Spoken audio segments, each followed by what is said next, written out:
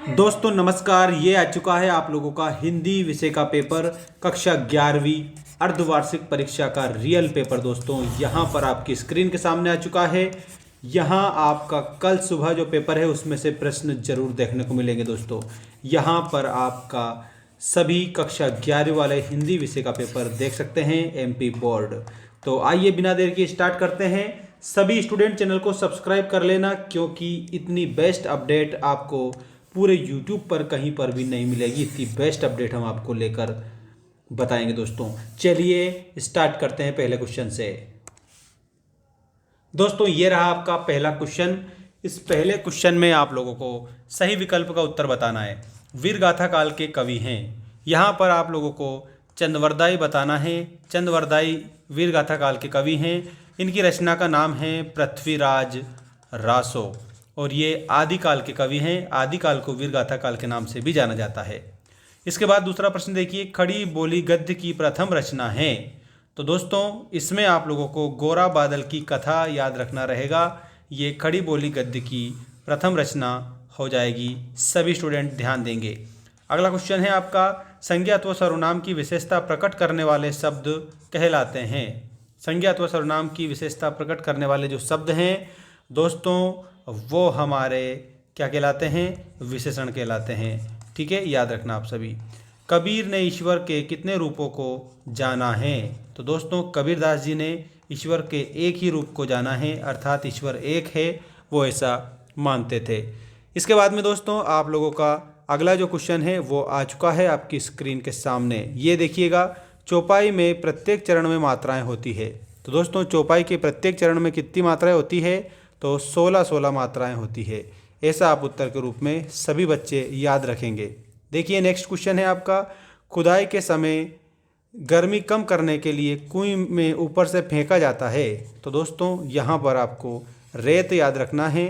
रेत फेंकी जाती है ताकि हवा नीचे पहुँच जाए और नीचे की जो गर्म हवा है वो ऊपर आ जाए। ठीक है, अब हम देखते हैं नेक्स्ट क्वेश्चन, जिसमें हमें बताया है दोस्तों रिक्त स्थानों की पूर्ति कीजिए। ये रहा आपका पहला, प्रत्यय के प्रकार होते हैं। तो दोस्तों प्रत्यय के दो प्रकार, कृत प्रत्यय और तद्धित प्रत्यय। इसके बाद नेक्स्ट देखिएगा, अलंकार में अंत तक संशय बना रहता है। तो दोस्तों जो संदेह अलंकार होता है ना, उसमें अंत तक संशय बना रहता है। तीसरा प्रश्न देखें, मियाँ नसीरुद्दीन किस्म की रोटी बनाने के लिए मशहूर थे। दोस्तों 56 तरह की वो रोटियां बनाने के लिए मशहूर थे।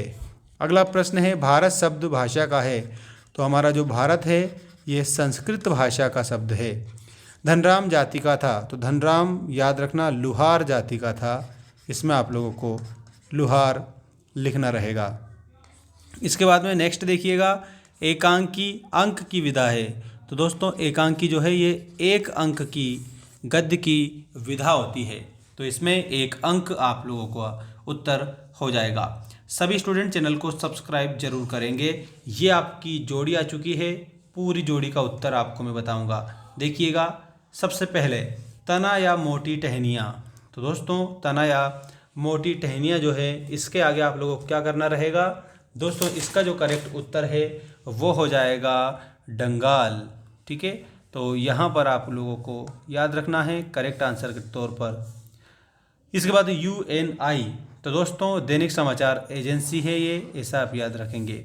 शेखर जोशी, दोस्तों शेखर जोशी जी के आगे आप लोगों को अल्मोड़ा उत्तर प्रदेश याद रखना रहेगा। चौपाई छंद, दोस्तों चौपाई जो छंद होती है इसमें आप लोगों को 16 मात्राएं बतानी हैं। और शब्द शक्ति के भेद, शब्द शक्ति के 3 भेद होते हैं, अभिधा, लक्षण और व्यंजना। चित्रकार को दोस्तों चितेरा कहा जाता है, ऐसा आप उत्तर के रूप में याद रखेंगे। और प्रेमचंद, ये प्रेमचंद जी उपन्यास सम्राट हैं, ऐसा आप लोगों को याद रखना है सभी बच्चों को। इसके बाद में दोस्तों आपका नेक्स्ट जो क्वेश्चन है वो हम देखते हैं, देख लीजिएगा। ये आपका अगला क्वेश्चन, एक शब्द या एक वाक्य में उत्तर दीजिए। फर्स्ट क्वेश्चन है, इसमें कवि भवानी प्रसाद मिश्र के परिवार में कुल कितने सदस्य हैं? तो दोस्तों उसके परिवार में कुल 11 सदस्य है। ठीक है, ऐसा आप लोगों को याद रखना है। कविता का गांधी किसे कहा है? किस कवि को कविता का गांधी कहा गया है? दोस्तों आपकी जानकारी के लिए मैं बता देता हूँ, भवानी प्रसाद मिश्र को ही कविता का गांधी कहा जाता है। ठीक है, भवानी प्रसाद मिश्र को क्या कहा जाता है दोस्तों? कविता का गांधी। तो ये जो भवानी प्रसाद मिश्र लिखा है ना, ये कविता के गांधी है, ऐसा आप इस उत्तर में लिखेंगे, सेकंड वाले के उत्तर में। ठीक है ना, यहाँ से लेकर यहाँ तक। अगला देखिए, धूप का कौतुक करने वाले लोकगीत भारत के किस प्रांत के हैं? तो दोस्तों इसमें आप लोगों को पंजाब प्रांत बताना है, पंजाब प्रांत के हैं। ठीक है, अब हम देखेंगे नेक्स्ट क्वेश्चन। ये रहा, अनुस्मारक के शुरू में किसका हवाला दिया जाता है? दोस्तों इसमें हमें याद रखना है पूर्व पत्र का हवाला दिया जाता है। धनराम किस जाति से था? तो दोस्तों लुहार जाति से था। धनराम की जो जाति थी वो लुहार थी। ठीक है, भोज ने कितने शब्द गुण बताए हैं? तो दोस्तों भोज ने 24 शब्द गुण बताए हैं।